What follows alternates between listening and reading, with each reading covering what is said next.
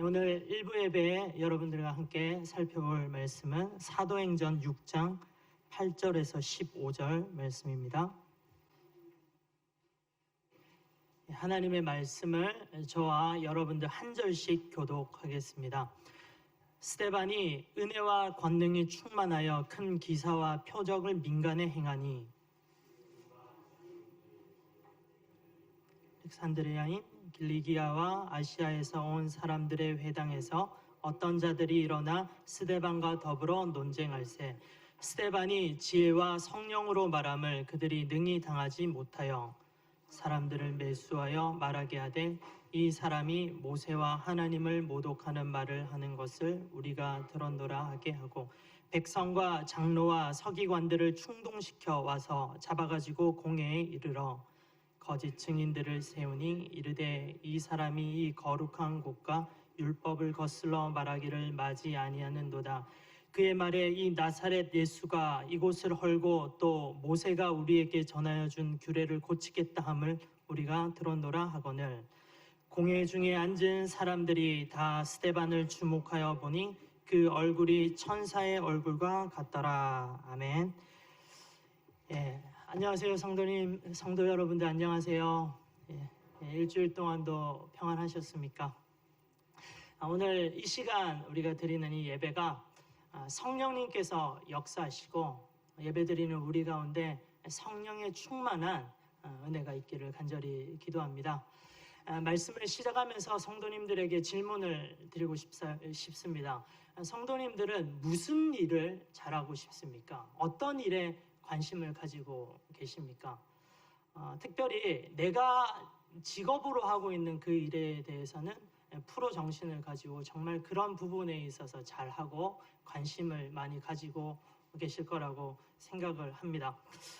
저의 경우도 마찬가지입니다. 저는 제 직업이 목사입니다. 목사로서 여러 가지 감당하고 중요하게 해야 될 일들이 있지만 그 중에 중요한 한 가지가 바로 설교하는 거예요. 그래서 저는 항상 설교하는 부분에 관심이 많습니다. 어떻게 하면 설교를 잘할 수 있을까? 어떻게 하면 또 잘 설교를 하시는 분들에게 배울 수 있을까? 이런 부분들을 늘 점검하고 체크하고 관심을 가지고 있습니다. 그러면서 또 성도님들에게 하나님 말씀을 잘 받아서 때로는 위로와 사랑과 따뜻함을 주고 싶기도 하고요. 또 때로는 찔림과 회개와 그 뉘우침을 이끄는 그런 말씀도 전하고 싶습니다. 그렇게 늘 설교를 준비하고 있고 이를 위하여서 늘 성령 충만하고 있습니다. 성도님들도 말씀을 들으시면서 이 강당에서 말씀을 선포하는 그런 설교자들을 위해서도 계속해서 기도해 주시면 감사하겠습니다. 역사상 수많은 설교자들이 있었고 또 이들을 통하여서 셀 수 없을 정도의 수많은 설교들이 하나님의 말씀들이 선포가 되었습니다. 이 많은 설교 중에 정말로 역사적으로 뛰어난 설교다, 명설교다라고 하는 그런 설교들이 있습니다. 오늘 이 시간 그 설교 중에 한 편을 여러분들과 함께 나누고 싶습니다. 바로 사도행전 7장에 나오는 스데반 집사의 설교입니다. 오늘 본문이 우리가 읽었던 본문이 이 설교의 배경이 되는 그런 부분입니다. 한번 보시기 바랍니다. 먼저 본문 8절에 보면 초대교회의 7 집사 중에 한 명이었던 스데반 집사가요, 예수 그리스도를 전파하면서 민간에 큰 기사와 표적을 행하고 있었습니다. 9절에 보시면 하루는 이 리버디노 회당에서, 리버디노 회당입니다. 그 세번역 성경에 보면 이렇게 정확하게 나와 있죠. 스데반 집사가 율법학자들과 뜨거운 논쟁을 벌이고 있어요. 그런데 이 스데반 집사가 워낙 지혜가 출중했고 성령 충만했기 때문에 그 당시에 날고 뛰고 뛰어나고 너무나도 많은 지식을 가지고 있었던 그 율법학자들조차도 도무지 스데반에게 상대가 되지 않습니다. 이 율법학자들이요, 분한 마음으로 사람들을 매수합니다. 그리고 스데반이 모세와 하나님을 모독했다라고 하는 그런 거짓 소문들을 퍼뜨리죠. 그런 식으로 이 율법학자들이 백성들과 종교 지도자들을 충동시켜서 그들을 스데반을 공회로 잡아왔습니다. 그리고 공회에도 거짓 증인들을 세우죠. 그러면서 거짓 증인들은 이렇게 이야기합니다. 스데반이 거룩한 성전과 율법을 거슬렀다라고 거짓 증언을 하게 합니다. 이 스데반 집사가 공회에 잡혀와서 신문당하고 있는 이런 모습이요, 꼭 예수님이 돌아가시기 전에 십자가에 못 박히시기 전의 상황과 너무나도 비슷합니다. 공회로 끌려갔던 스데반이 공회의 최고 집행권자인 대제사장에게 이렇게 질문을 받습니다. 네가 모세와 하나님을 모독한 것이 사실이야? 거룩한 성전과 율법을 거슬러 말했다라는 것이 정말 사실이야? 이렇게 질문을 하는 거예요, 대제사장이 스데반 집사에게. 그러면서 이 질문을 하면서 이 스데반을 신성모독이라고 하는 제명을 가지고 죽이려고 이렇게 끌고 가는 이 모습이 예수님의 십자가 처형전의 모습과도 너무나도 비슷합니다. 스데반은 이 질문을 받고요, 그 자리에서 한 대답을 하는데, 이 대답이 우리가 방금 제가 그렇게도 설명을 드렸던 역사상 너무나도 유명한 설교로도 남아있는 사도행전 7장의 그 설교입니다. 사실 이 설교는 스데반이 말한 설교가 아니라 스데반 속에 있었던 성령님이 증거하게 해주셨던 설교였습니다. 마가복음 13장 11절에 이런 말씀이 있습니다. 마가복음 13장 11절을 제가 한번 읽어볼게요. 사람들이 너희를 끌고 가서 넘겨줄 때 너희는 무슨 말을 할까 하고 미리 걱정하지 말아라. 무엇이든지 그 시각에 말한 것을 너희에게 지시하여 주시는 대로 말하여라. 말하는 이는 너희가 아니라 성령이시다. 스데반이 지금 악한 자들에게 끌려와서 넘김을 당했는데 성령께서 스데반에게 그들에게 말할 말씀을 주신 거예요. 그리고 스데반은 그 성령님이 주시는 말씀을 가지고 그대로 선포한 것이 사도행전 7장의 이 설교가 되겠습니다. 즉흥적으로 설교를 했지만 그 설교에는 성령의 충만함과 지혜와 하나님에 대해서 그리고 메시아에 대한 그 내용이 들어가 있습니다. 정말 살아있는 성령의 능력 있는 그런 설교였습니다. 스데반은 자신을 위협하는 이 분위기, 무섭고 두려운 분위기 속에서도 단 한치의 망설임도 없었습니다. 당당하게 대쪽같이 하나님께서 주시는, 성령님께서 주시는 그 말씀만을 선포했습니다. 사람들에게 신경 쓰지 않았습니다. 하나님께서 주시는 그 말씀만을 선포했습니다. 천사같이 온화한 표정이었지만, 그렇지만 그 내면에는 성령님이 주시는 강력한 하나님의 능력의 말씀이 있었습니다. 이 듣는 사람들 겉으로는 태연한 척 했지만요, 그 속으로는 정말 이 말씀을 들으면서 벌벌벌벌 떨었을 것 같아요. 이런 모습들이 쉽게 상상이 됩니다. 그리고 이 설교의 내용도 어렵지 않았습니다. 누구라도 다 이해할 수 있는 수준의 설교였습니다. 스데반은 이 말씀을 듣는 사람들의 죄를 과감하게 지적을 하고 그 죄를 돌이키기를 바라면서 그들을 책망을 합니다. 듣는 이들이 이 죄를 뉘우치고 그 길에서 회개하고 돌아오기를 바라는 그 마음으로 설교를 했던 것입니다. 이 마음이 바로 하나님의 마음이고 예수 그리스도의 마음이죠. 스데반은 의도적으로 이 리버디노 율법학자들이 그렇게도 소중하게 생각했었던 두 명의 인물을 불러서 예를 들어서 설교를 합니다. 바로 모세와 다윗이었어요. 모세의 시대, 광야 시대 백성들의 이야기를 합니다. 모세가 하나님의 말씀을 가지고 백성들을 잘 이끌려고 하는데 그 백성들이 모세를 하나님의 음성을 잘 듣지 않고 반항하고 불순종했죠. 너희들 그렇게도 이렇게 하면 안 된다고 했었던 너희들의 선조들인 그 이스라엘 백성들의 모습, 그 모습이 바로 너희들의 모습이다. 아니, 그보다 너희들은 훨씬 심하다. 왜냐하면 예수 그리스도, 하나님이신 예수님이 이 땅으로 오셔서 자신을 증거하시는데 이분은 모세보다는 비교할 수도 없는 훌륭하신 분, 비교할 수도 없죠. 정말 이 예수님이 오셔서 나를 믿으라고 하는데 너희들은 이 예수님을 받아들이지도 않고 믿지도 않고 오히려 박해하고 죽였지 않냐. 너희들이 욕했던 그 선조들보다 훨씬 나쁜 사람이다. 이 죄를 지적을 합니다. 그리고 다윗을 이야기하는데요, 다윗이 은혜를 받아 성전을 설계했고 이 성전을 건축했던 것은 그 아들 솔로몬이 있죠. 너희들이 그렇게도 소중하게 생각하는 이 성전, 이 성전은 하나님은 이 성전에 제한된 분이 아니시다. 그리고 예수 그리스도가 바로 이 성전의 주인이다. 너희들 그렇게도 성전을 소중하게 생각하면서 왜 예수님을 소중하게 생각하지 못하느냐. 이러면서 이 다윗의 예를 들고 성전의 예를 들고 모세의 예를 들고 이러면서 백성들의 이야기를 하면서 그들의 죄를 찌르면서 지적을 하는 설교를 했었던 것입니다. 그러면서 스데반 집사가 이 말씀을 듣고 있었던 율법학자들에게 너희들은 이런 사람이다 라고 단정 지으면서 그들에게 이렇게 회개하기를 권면하면서 이렇게 설명합니다. 사도행전 7장 51절인데 제가 그 부분도 한번 읽어볼게요. 성도님들 성경을 가지고 계시다면 한번 보시기 바랍니다. 목이 곧고 마음과 귀에 할례를 받지 못한 사람들아, 이 말씀을 듣는 사람들입니다. 너희들도 너희 조상과 같이 항상 성령을 거슬렸다. 너희들 성령을 거스르고 있는 사람이다. 이렇게 설교를 했습니다.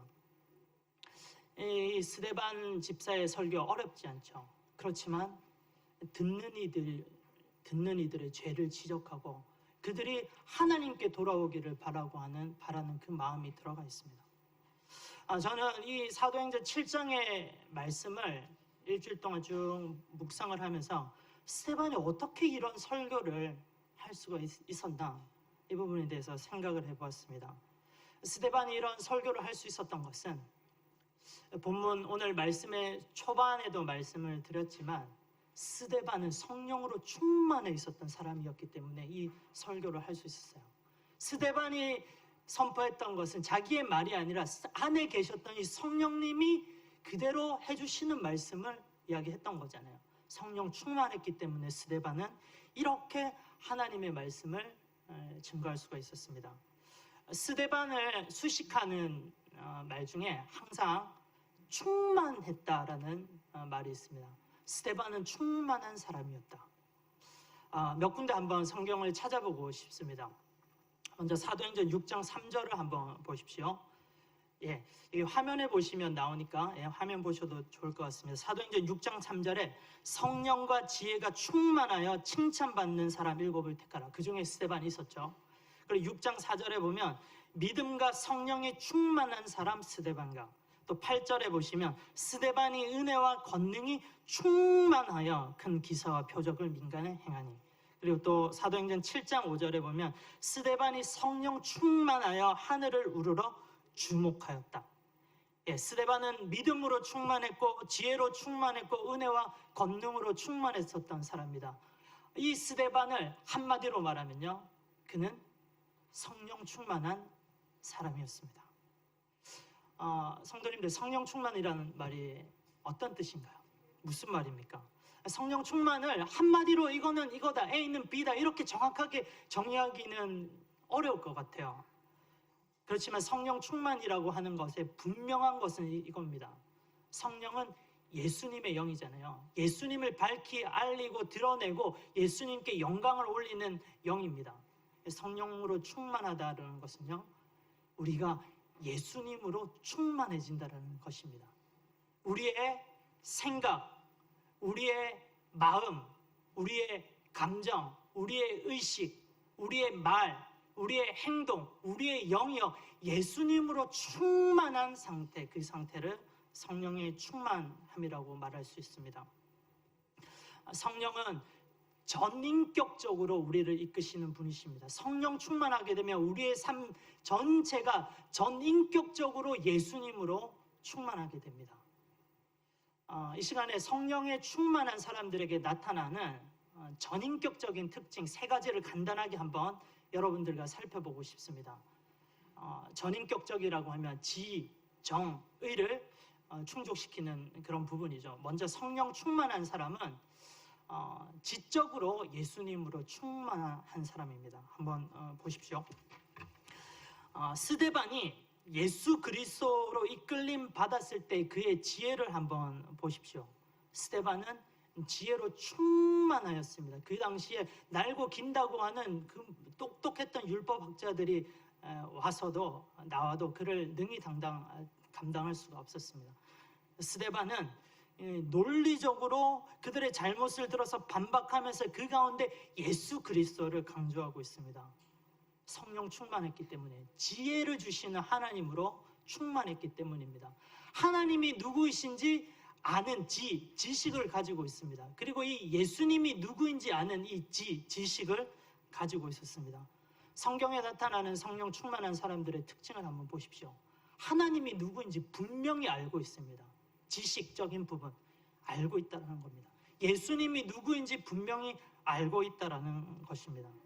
이렇게 성령에 충만한 사람은 지식적으로 예수 그리스도를 바로 알고 예수 그리스도에 대한 지식으로 충만해 있는 사람입니다. 이런 사람이 바로 성령 충만한 사람입니다. 두 번째, 성령 충만한 사람들의 특징은 이 감정, 정적인 부분으로 예수님으로 충만한 사람들입니다. 스데반이 예수 그리스도의 이끌림을 받았을 때 그에게는 자기가 처해 있는 상황은 상관이 없었어요. 상관없이 기뻤어요. 왜? 예수님으로 그가 충만해 있었기 때문입니다. 본문인데요, 6장 15절을 한번 보십시오. 공회 중에 앉은 사람들이 다 스데반의 얼굴을 보는데 지금 순교하기 직전이잖아요. 스데반이 그 얼굴이 천사의 얼굴과 같았다라고 합니다. 이 마음에 우러나오는 이 감정이 그대로 얼굴을 통해서 드러나는 겁니다. 성령 충만한 사람들은 항상 내가 처해 있는 상황과 환경에 관계없이 기뻐할 수 있는 사람입니다. 왜요? 예수 그리스도가 그 마음에 충만해 계시거든요. 성령 충만한 사람은 이 예수님과 함께함으로 인하여서 또 두려워하지도 않습니다. 그래서 쉽게 낙담하거나 침울해하거나 하지 않습니다. 스데반은 이런 감정, 예수님께서 주시는 충만한 마음으로 기뻐했었던 사람입니다. 성령 충만한 사람들은요, 예수님의 마음을 품고 있는 사람입니다. 예수님의 감정을 품고 있는 사람입니다. 예수님이 저 사람을 보시면 어떤 마음을 가지실까? 예수님 분명히 불쌍한 마음을 가지시겠지. 예수님 분명히 저 사람 도와주고 싶어하는 말씀을 가지시겠지. 내가 이런 것들을 또 하게 되면 분명히 예수님 기뻐하실까? 어떻게 하면 나는 예수님을 기쁘시게 할 수 있을까? 예수님으로 충만하여서요, 예수님의 감정이 우리의 감정으로 되는 사람, 그런 사람들, 성령 충만한 사람들에게 나타나는 특징입니다. 세 번째는 성령 충만한 사람은요, 의지를 가지고 있는 사람입니다. 지정의의 의지, 의지적인 부분이 예수님으로 충만해 있습니다.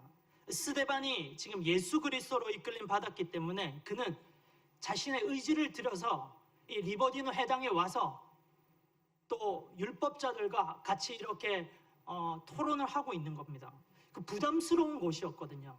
그런데 스데반은 기꺼이 자신의 의지를 들여서 그곳에서 이 말씀 논쟁을 하고 있습니다. 성령 충만한 사람들은요, 머리로, 내가 아는 지식으로, 내가 아는 감정으로만 일하지 않습니다. 많은 사람들이 하나님에 대해서 알기도 하고 지식적으로도 고백도 하고 예수님이 누구인지 잘 압니다. 그리고 또 감정이 충만할 때도 있어요. 예수님 때문에 기뻐할 때도 있고 슬퍼할 때도 있습니다. 그렇지만 성령 충만한 사람들은 마지막에 이 의지적인 부분까지 들어갑니다. 의지가 무슨 말입니까? 의지를 들여서 행동한다라는 말이 되겠죠. 성령 충만한 사람들은 예수님을 바로 알고 예수님의 말씀, 하나님의 말씀을 가지고 내 삶에서 의지를 들여서 그대로 행동하는 사람입니다. 말로만 그치지 않아요. 내 감정으로만 그치지 않습니다. 예배 가운데 나는 충만히 느끼는 기쁨을 받았다. 거기가 은혜 받은 게 끝이 아니에요. 성령 충만한 사람은 그렇다면 내 삶에서 이번 주에 생활하면서 내가 속해 있는 곳에서 삶의 현장에서 내가 받았던 그 기쁨을 그대로 실천하면서 의지하는 사람, 그 실천의 중심에는 누가 있습니까? 바로 예수님이 있고요, 예수님이 주시는 그 마음이 있고 예수님께서 주시는 이 말씀이 있는 것입니다. 성령 충만한 사람은 의지를 들여서, 때로는 그곳이, 내가 사는 곳이, 내가 대면하는 사람이 나를 부담스럽게 하더라도, 불편한 곳이라 하더라도 그곳에서 말씀을 가지고 예수님의 마음으로 의지를 들여서 행동하고 하나님의 자녀로서 좋은 그리스도인으로 살아가는 것입니다. 이 부분이 굉장히 중요합니다. 사랑하는 성도 여러분, 저와 여러분들이 이렇게 스데반 집사처럼 성령으로 충만하기를 바랍니다. 그래서 우리의 삶의 전인격적인 부분이 예수님으로 충만해서 지식적인 부분, 또 감정적인 부분, 의지적인 면에서 예수님께 이끌림 받는 그러한 은혜가 있기를 간절히 기도합니다. 그런데 반면에 이렇게 성령 충만한 삶은 고사하고 성령을 거스르는 사람들도 있습니다. 절대 이런 사람들이 저희들은 되어서는 안 돼요. 주님은 성령을 해방하는 죄를 용서받지 못할 죄라고까지 말씀을 하셨습니다. 지금 스데반과 논쟁하는 이런 사람들, 리버디노의 율법학자들, 바로 그런 성령을 거스르는 사람들이었습니다. 그들은 하나님에 대한 바른 지식이 없습니다. 예수님에 대한 지식이 없습니다. 지정의적으로 똑같이 그들에게 완전히 반대되는 특징이 나타납니다. 예수님을 하나님의 메시아로 받아들이지 않으니까 예수님을 무시하고 모욕하면서 예수 그리스도를 증거하는 사람들도 또 이렇게 핍박하려고 하는 겁니다. 지식적으로 너무나도 무지합니다. 그리고 그들은 또 감정적으로도 성령 충만한 사람들과는 완전히 틀린 모습을 보여주고 있습니다. 이 사람들이 감정적으로는 충만해요. 그런데 어떤 감정이냐면 악한 감정으로 충만합니다. 사람들을 막 충동시켜서요, 그 사람들을 죽이고자 하는 막 그런 악한 감정 쪽으로 이끌어가는데 전문가들입니다. 그 사람들 화를 잘 내요. 스데반의 설교를 들으면서 나중에 화를 불같이 내면서 어떻게 하면 스데반을 죽일까 하면서 이런 쪽으로 나가잖아요. 나쁜 사람들, 성령 충만하지 않은 사람들 분노를 잘 내고 그 분노들이 나쁜 감정으로 다 이어집니다. 충동시키는 사람. 성령 충만하지 않은 사람들은 우울해지거나 낙담해지거나 이런 사탄이 기뻐하는 그런 감정으로 또 충만한 사람들입니다. 또 성령을 거스리는 사람들은 의지적인 부분들도 있는데요. 그들도 의지가 있어요. 그런데 예수님이 기뻐하시는 그 의지와는 완전히 다른 모습의 의지를 드립니다. 누군가를 죽이고 파멸시키고 헐뜯고 하는, 싸움하고 하는 이런 데 자신의 의지를 드립니다. 상대방을 죽이는데 앞장서서 달려가고 악을 향해서 달려가는 그들의 발은 빠르고 악을 즐기는 그들의 손은 분주합니다. 사랑하는 성도 여러분, 이 자리에 있는 우리 성도님들은 절대 이런 분들 없을 거예요. 그렇지만 오늘 우리 제목처럼 성령으로 충만한 사람들과 이를 대적하는 그런 사람들의 특징에 대해서 우리가 잘 알아야 되겠습니다. 이런 사람들의 특징들을 보면 우리가 그들을 위해서 스데반처럼 회개하고 돌아오기를 바라는 마음으로 그들을 위해서 기도하고 그들에게 예수님을 증거해야 되겠습니다. 여러분들 성령 충만하기 위해서는 우리는 성령을 우리에게 달라고 우리 하나님께 간구해야 됩니다. 누가복음 11장에 예수님께서 성령을 간구하라는 메시지를 이렇게 전달합니다. 아들이 생선을 달라고 하는데 뱀을 줄 아버지가 어디 있으며 달걀을 달라고 하는데 정갈을 줄 사람이 어디 있느냐. 그러면서 예수님께서 이렇게 말씀을 하십니다. 한번 말씀 찾아볼까요? 누가복음 11장 13절입니다. 같이 읽어보겠습니다. 시작. 너희가 악할지라도 너희 자녀에게 좋은 것들을 줄 알거든 하물며 하늘에 계신 아버지께서야 구하는 사람에게 성령을 주시지 않겠느냐. 악한 사람들이라도 이렇게 뱀을 달라고 생선을 달라고 하는데 뱀 주는 사람 없고 달걀을 달라고 하는데 정갈 줄 사람이 없는데 이 좋으신 하나님 아버지가 우리가 성령 달라고 하면 기도하면 우리에게 성령을 부어주시지 않겠느냐. 예수님께서 말씀하시면서 성령을 구하라 이렇게 권면을 하시는 겁니다. 그리고 사도행전 1장에 보시면 예수님께서 부활하시고 40일 동안 이 땅에 거하시면서 승천하실 때 제자들에게 이렇게 말했습니다. 너희들은 예루살렘을 떠나지 말고 이제 곧 내가 성령을 너희들에게 보내줄 거니까 이 성령을 기다리면서 성령의 세례를 받으라 이렇게 명령을 하셨습니다. 그래서 제자들이 예루살렘을 떠나지 않았어요. 그리고 마가의 다락방에서 이 예수님께서 약속하신 성령 세례를 기다리면서 또 뜨겁게 기도하고 모여 있었습니다. 그러면서 그들이 간구했었던 기도가 어떤 것일까요? 예수님께서 성령을 보내주신다. 기다리라 말씀하셨잖아요. 이들이 기도했었던 제목들은 성령을 보내주세요. 성령이 임하게 해주세요. 이 기도했을 때 우리가 잘 아는 것처럼 오순절날 마가의 다락방에 있었던 그 사람들에게 성령이 임하여서 그들은 성령의 세례를 받게 됩니다. 여러분들, 우리가 성령 충만함에 대해서 쭉 이제 이런 사람들이 되어야 됩니다. 성령 충만한 사람들이 이런 특징들이 있습니다. 이렇게 말씀을 드렸는데 우리들의 모습을, 실제적인 모습을 보세요. 우리들은 성령 충만하지 못하잖아요.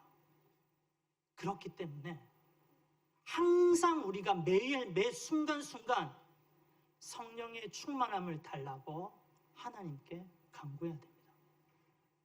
성령 충만함을 달라고 간구했을 때 하나님께서 약속하셨잖아요. 우리에게 성령을 부어주십니다. 예수 그리스도로 우리를 충만하게 해주셨어요.